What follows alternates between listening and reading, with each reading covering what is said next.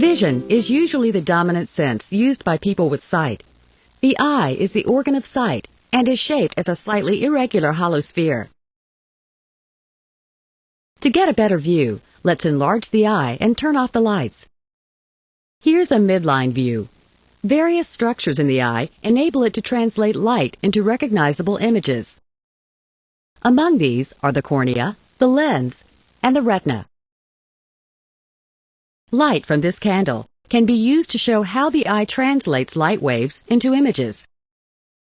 First, the candlelight passes through the cornea, a clear dome-like structure covering the iris, or colored part of the eye. The cornea bends or refracts the candlelight onto the lens. The light is then refracted a second time while passing through the lens, finally focusing on the retina. The retina is the light-sensitive part of the eye. This double refraction causes the image of the candle to appear reversed and turned upside down on the retina. Fortunately, that's not the end of the story, or the world would appear upside down.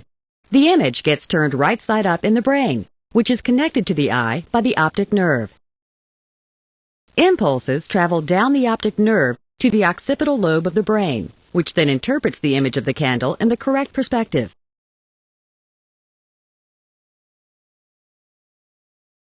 Next, let's take a look at a couple of common conditions that cause blurry vision.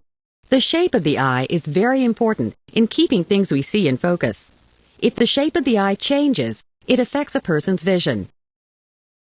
Normally, light is precisely focused onto the retina at a location called the focal point. Because a nearsighted eye is longer from front to back than a normal eye, light is focused in front of the retina instead of directly onto it. This makes it difficult to see things that are far away. A person with a long eye is referred to as nearsighted. Glasses with concave lenses are used to correct nearsightedness.